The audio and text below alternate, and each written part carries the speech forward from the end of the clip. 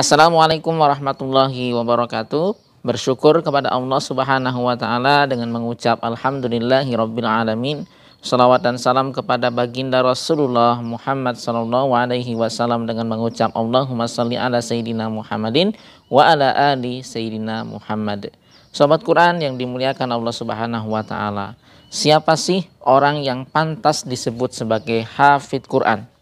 Ada 3 kategori yang harus kita penuhi agar diri kita pantas disebut sebagai hafidz Quran. Yang pertama adalah harus hafal 30 juz. Kenapa demikian?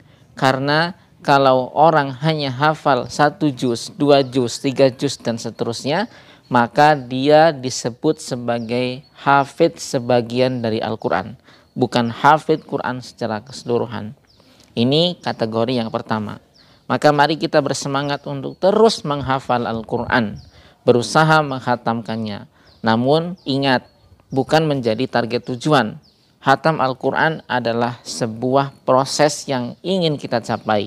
Tentunya dilalui dengan proses yang baik, dengan tidak terburu-buru. Pastikan kualitas hafalan kita yang kita dapatkan adalah hafalan yang matang. Buat apa orang yang sudah hafal 30 juz tapi hafalannya hilang semua? Yang kedua, yang disebut sebagai hafidz Quran adalah mereka yang senantiasa murojaah. Orang yang sudah hatam 30 juz, sudah pernah menyetorkan hafalan kepada seorang ustadz sebanyak 30 juz, bisa saja tidak layak disebut sebagai hafidz Quran kalau tidak diiringi dengan murojaah yang baik, murojaah yang seimbang, sehingga hafalannya kacau balau. Kalau yang terjadi demikian, maka orang ini bukan sebagai hafidz Quran tapi habis Quran, karena hafalannya sudah habis semua. Yang disebut sebagai hafidz Quran adalah mereka yang hafal Al-Quran 30 juz, bukan pernah hafal atau pernah setor hafalan. Ya, beda antara pernah hafal, pernah setoran hafalan, dan hafal.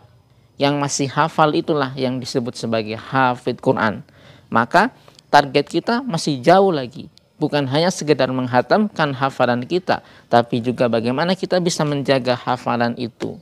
Oleh sebab itu, pantaslah jika Rasulullah SAW mengabarkan kepada kita semuanya akan besarnya nikmat yang Allah berikan kepada seorang hafidz Quran, besarnya penghargaan yang Allah berikan kepada hafidz Quran, karena hidupnya sudah diwakafkan untuk Al-Quran, untuk menghafal Al-Quran, menjaga hafalannya.